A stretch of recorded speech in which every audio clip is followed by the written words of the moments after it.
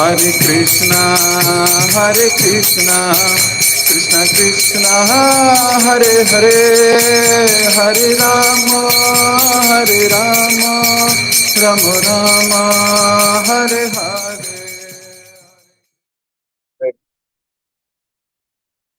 जय जय श्री चैतन्य, जय हो नित्यानंदा,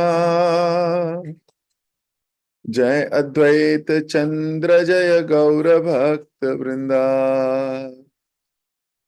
जय जय श्री चैतन्य, जय हो नित्यानंदा, जय अद्वैत चंद्र, जय गौर भक्त वृंदा। जय जय श्री चैतन्य, जय हो नित्यानंदा, जय अद्वैत चंद्र, जय गौर भक्त वृंदा। हरे कृष्ण। आप सभी भक्तों का बहुत बहुत हार्दिक स्वागत और आप सभी भक्तों को मेरा प्रणाम।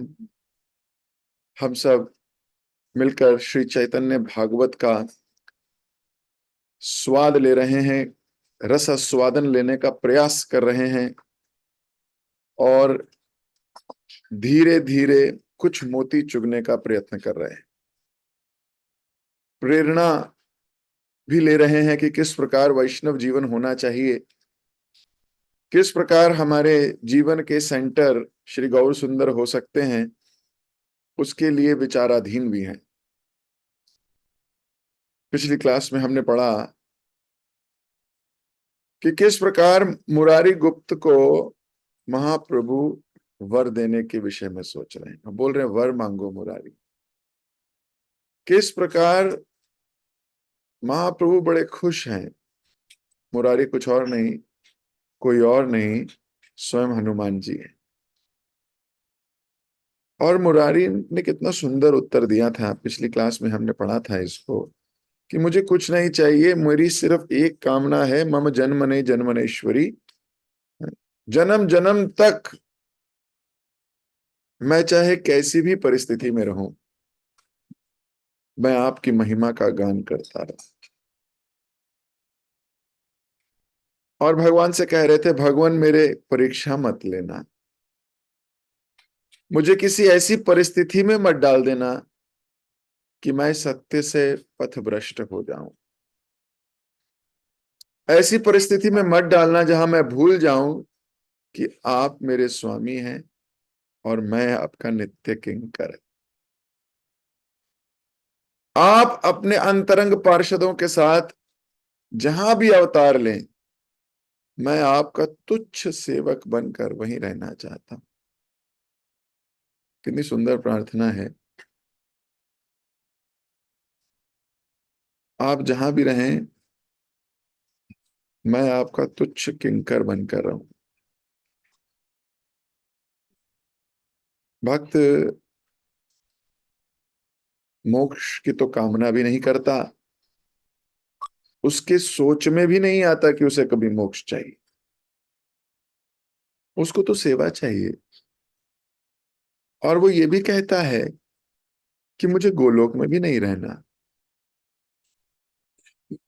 मुझे नित्य गोलोक वास नहीं चाहिए, मुझे तो वहां वास चाहिए जहां आप अपने परिकरों के साथ हैं, आपकी सेवा करने का अवसर जहां है।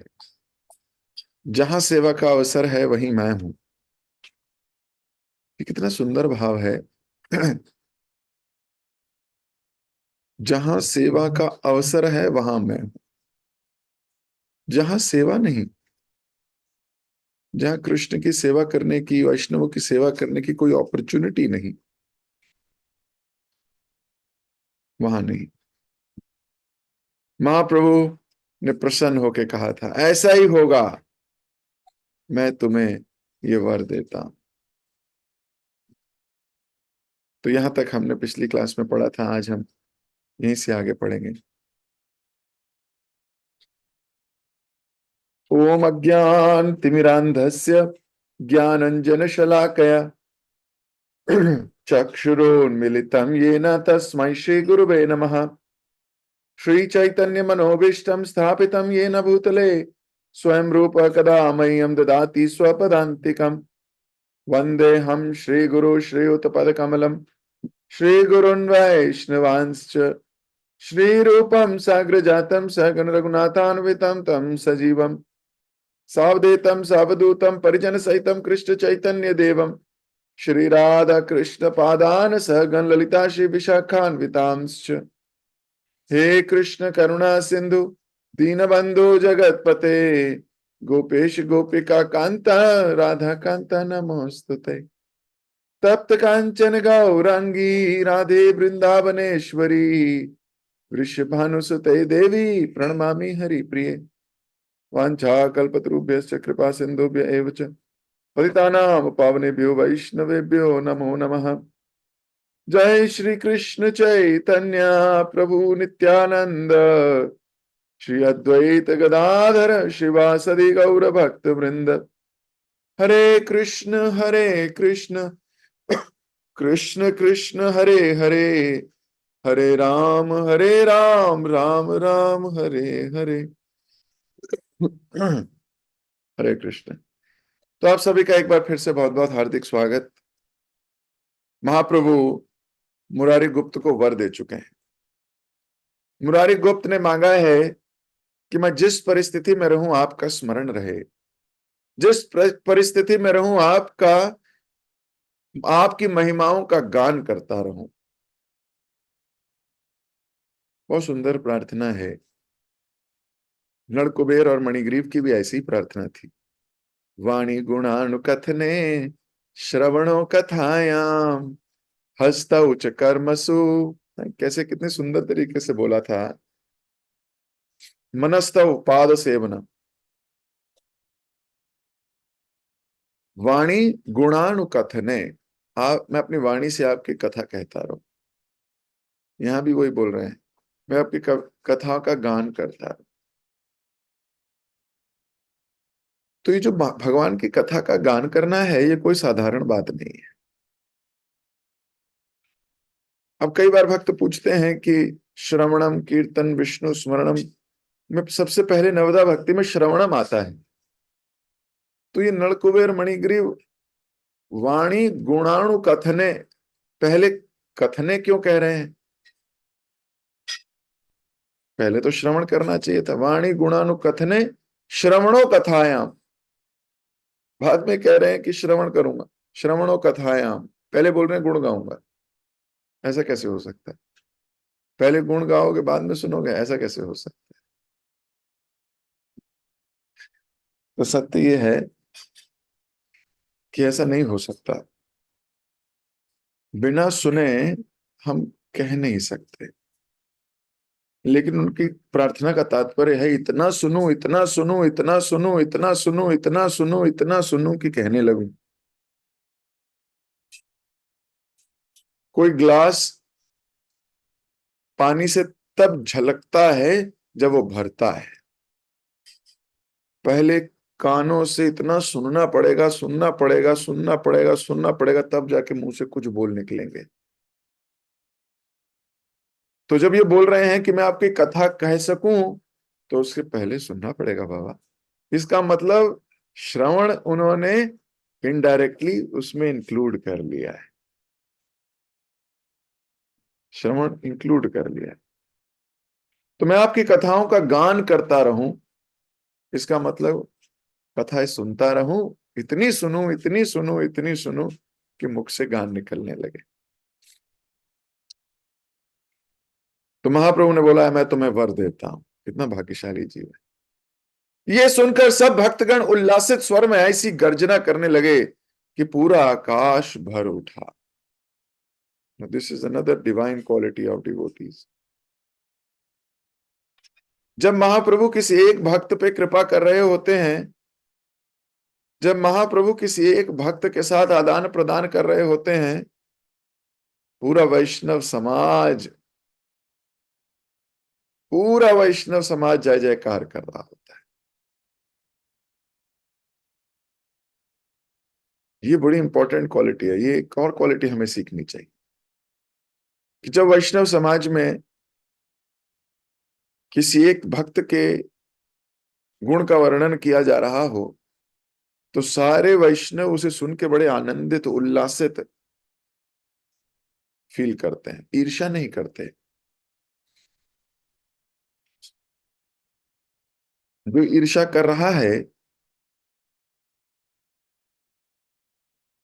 बहुत प्रॉब्लमेटिक है। वो बेचारा ये भूल गया है कि हंसों के समाज में वो आके बैठ तो गया है, लेकिन हंसों की वृत्ति नहीं ले पा रहा है।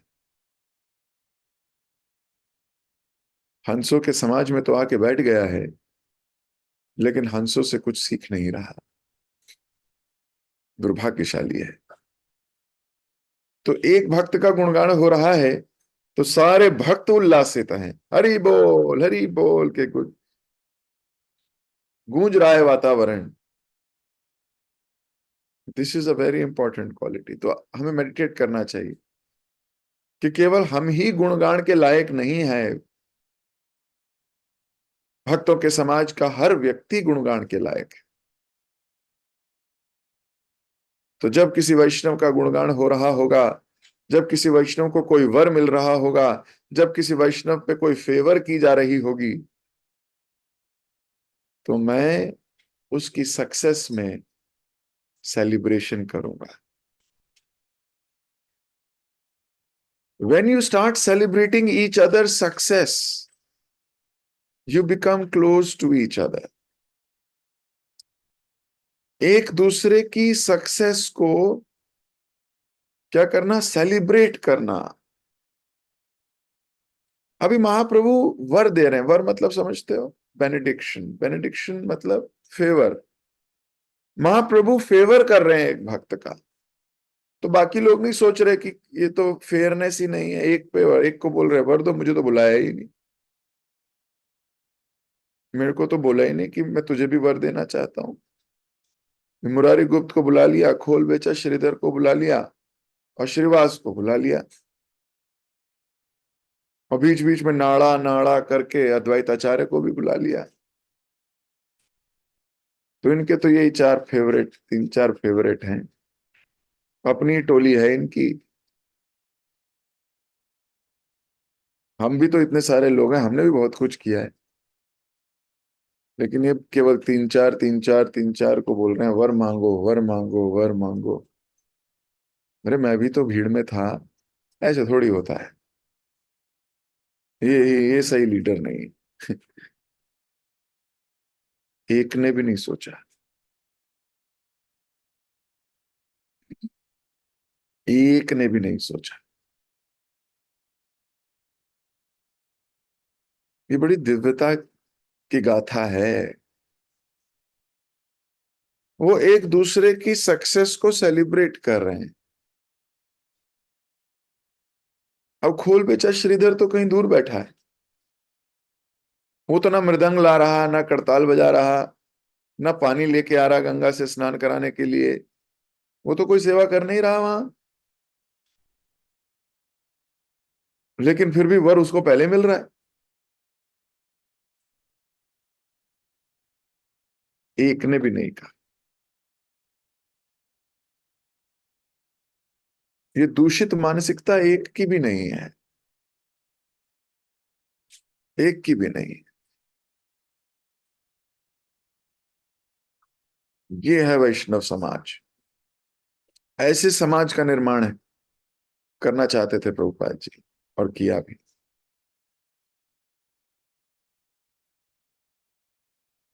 एक दूसरे की सक्सेस में सेलिब्रेट कर रहे हैं, तो सारे भक्तगण उल्लासित स्वर में गर्जना करने लगे कि पूरा आकाश भर उठा। तो ये पॉइंट हमें नोट करना चाहिए कि कभी किसी भक्त पे स्पेशल फेवर की जा रही हो गुरु द्वारा, कृष्ण द्वारा, तो हमें क्या करना है? हमें उससे ईर्ष्या नहीं, हमें उसका सक्सेस का सेलिब्रेशन करना है।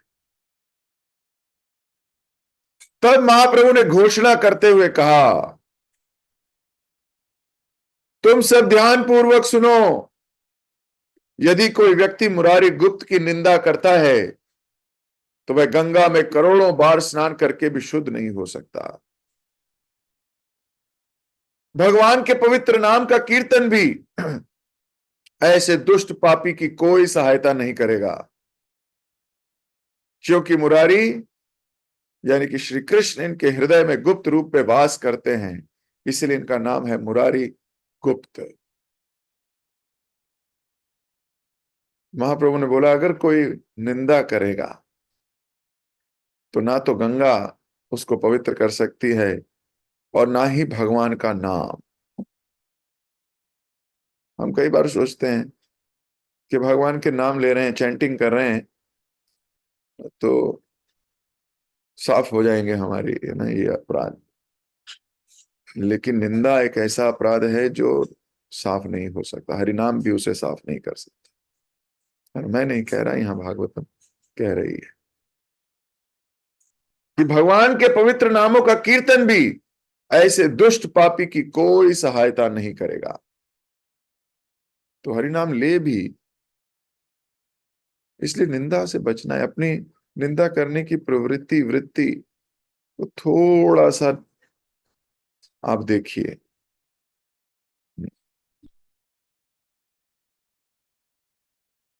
किसी शुद्ध भक्त की, किसी वैष्णव की निंदा ना हो जाए कभी। महाप्रभु ने अपने सारे संभाषणों में, सारी वार्तालापों में वैष्णव अपराध के ऊपर बहुत बल दिया है, बहुत बल दिया है। तो यहाँ महाप्रकाश लीला हो रही है, अपनी भगवत्ता के मूड में है चैतन्य महाप्रभु। सबको वर दे रहे हैं, वर भी दे रहे हैं, लेकिन फिर से वार्न कर रहे हैं कि निंदा नहीं करना। अब निंदा कई प्रकार की होती है, ये भी समझना बड़ा जरूरी है। कई बार मुंह से नहीं, बॉडी लैंग्वेज से ही निंदा हो जाती है। किसी ने कुछ बोला और आपने बोला मतलब ऐसे करके हुंकार भरी या ऐसे एक्सप्रेशन दिया जैसे मन में आपके चल रहा है क्या ही बोल रहे हैं। आपको नहीं पता आप इतने बड़े गड्ढे में गिर गए हो जहां से आपको भगवान भी नहीं निकाल सकते।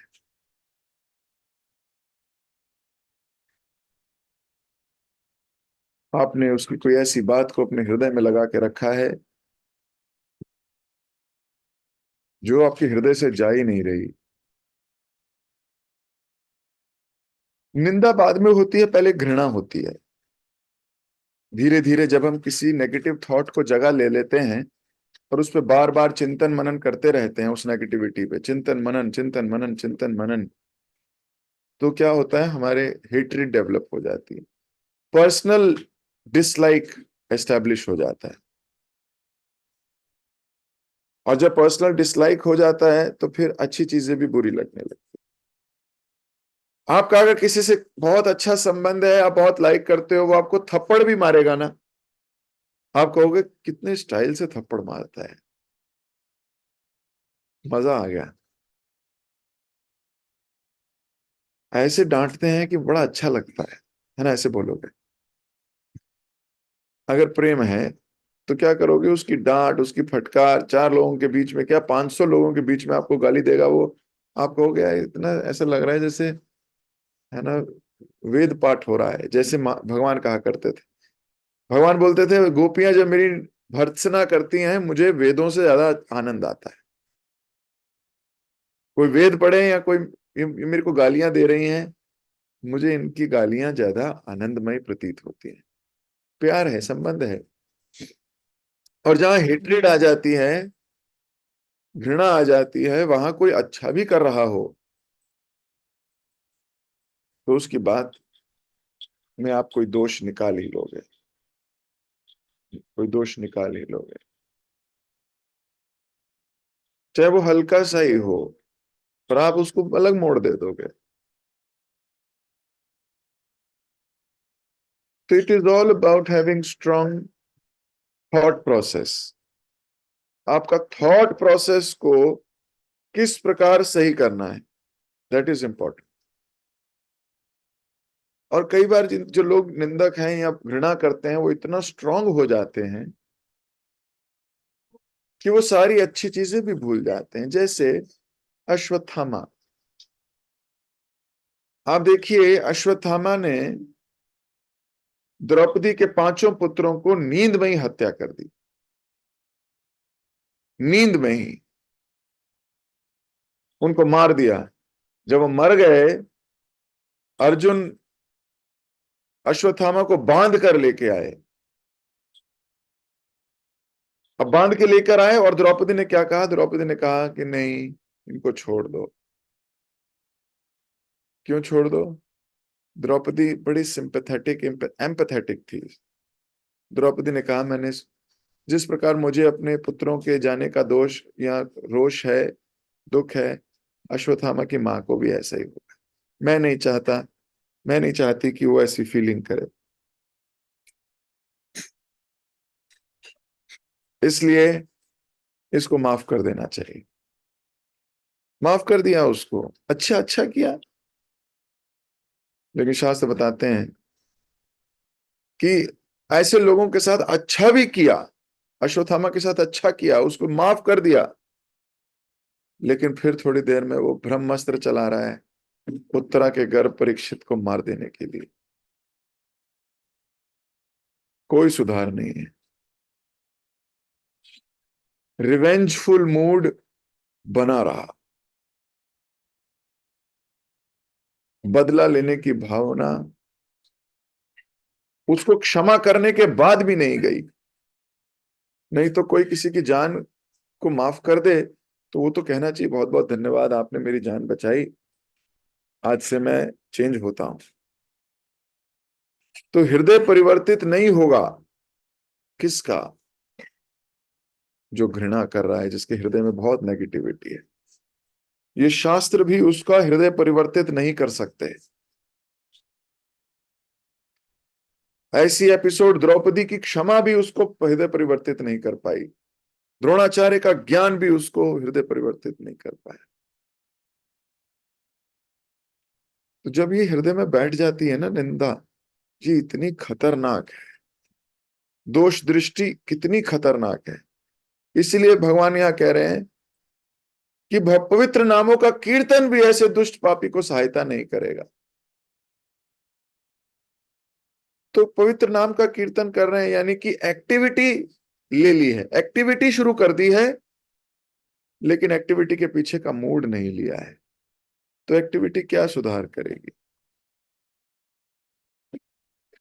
एक्टिविटी के पीछे का मूड पता होना चाहिए। इसलिए अपने हृदय में इतनी सी भी गंदगी को जगह मत दीजिए,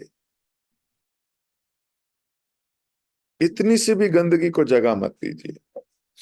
जब हम गंदगी को जगह देते हैं तो हम बार बार उसके दोष देखेंगे, बार बार दोष देखेंगे, तो आप अपने मन में बना ही चुके होगे ये तो ऐसा ही है, ये तो ऐसा ही है। इससे क्या होगा? हमारा ही पतन हो जाएगा, हम गिर सकते हैं। इसलिए हमें कोई निंदा नहीं करनी। मुरारी गुप्त पर हुई इस विशेष अनुकंपा को देखकर समस्त वैष्णव मंडली भाव विभोर होकर अश्रुपात करने लगी। अब रोने लगे सब। ईर्ष्या से रो नहीं रहे हैं, खुशी से अनुकंपा देख रहे हैं। वो देख रहे हैं कि कितनी कृपा हो गई मुरारी गुप्त पे, कि भगवान कह रहे हैं अगर कोई व्यक्ति इसकी निंदा करेगा तो वो जितना मर्जी संकीर्तन करे, जितना मर्जी माला जप करे, उसका कोई लाभ नहीं होगा उसको। और इतनी बड़ी बात कह दी महाप्रभु ने, सबकी दिशा ही बदल दी, सबकी आंखें दृष्टिकोण भी बदल दिया।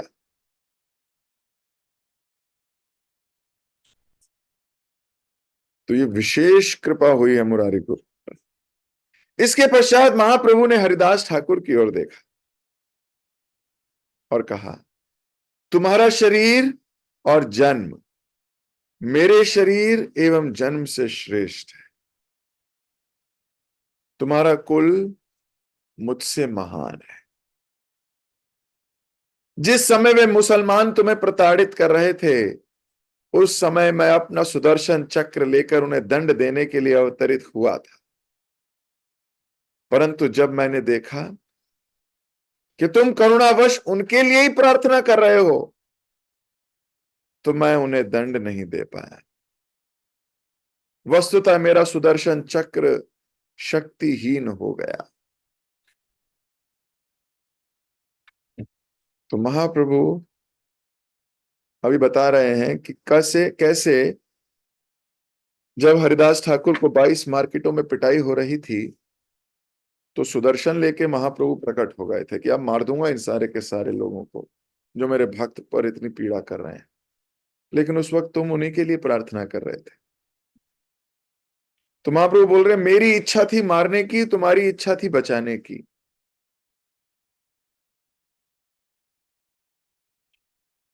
तो मैंने अपनी इच्छा को वहीं तोड़ दिया। मेरे भक्त की इच्छा मेरी इच्छा से भी ऊपर है। सोचिए, बोल रहे सुदर्शन भी मना कर रहा था। सुदर्शन कह रहा था मैं कैसे कर सकता हूं, ये शक्तिहीन हूं, मेरे में बलि नहीं है कि मैं एक को भी छू सकूं। क्यों छू सकूं? क्योंकि वो सारे के सारे हरिदास ठाकुर के वचनों से, हरिदास ठाकुर की प्रार्थनाओं से प्रोटेक्टेड है। अरे भक्त जिसके लिए प्रार्थना करे, भगवान का सुदर्शन भी उसको ध्वंस नहीं कर सकता। भक्त जिसके लिए प्रार्थना करे, हरिदास ठाकुर जैसा भक्त ऐसे प्रार्थना कर रहे थे का ऐसे कातुर भाव में प्रार्थना हो रही थी कि भगवान ने वैकुंठ छोड़कर अपना सुदर्शन लेकर पहुंच गए। बोला मार दूंगा इन सबको, पर कुछ नहीं हो सकता। क्यों?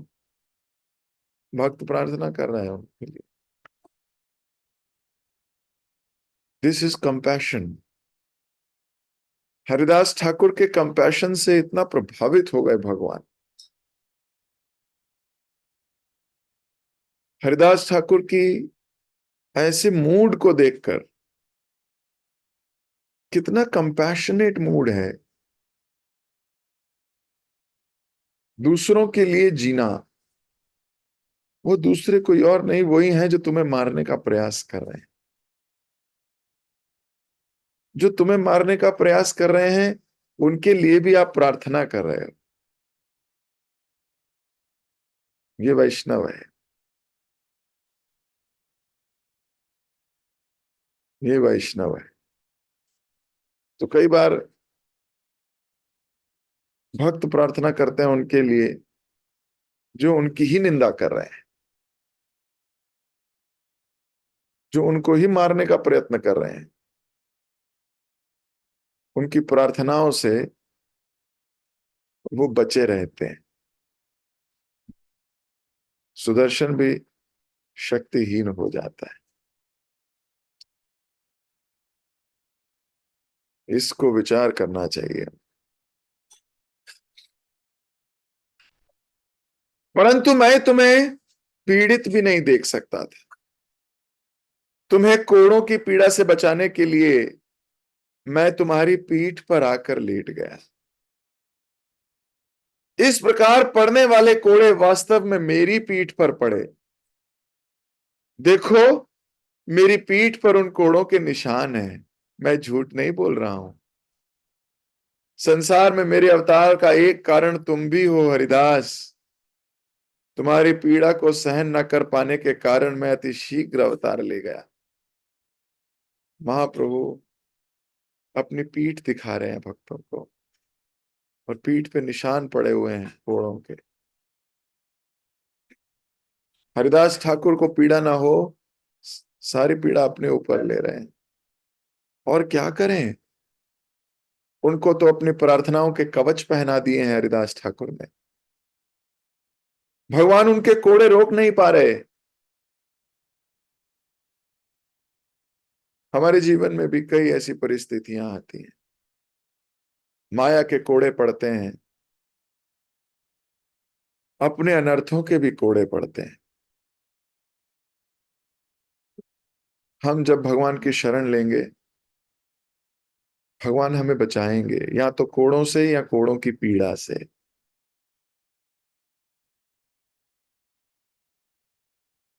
भगवान के अलावा और कौन है जो हमें बचा सकता है? कोई नहीं, कोई नहीं।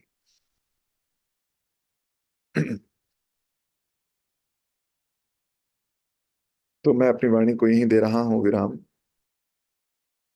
बहुत सुंदर लीला है, बहुत सुंदर लेसन्स हैं। हर एक लाइन में कितना गहरी बात छिपी हुई है। महाप्रभु अपने भक्तों के लिए कोड़े खा रहे हैं अपने पीठ पे, और भक्तों के लिए नहीं, भक्त के मुंह से बात निकली, भक्त की प्रार्थना हुई है, इसलिए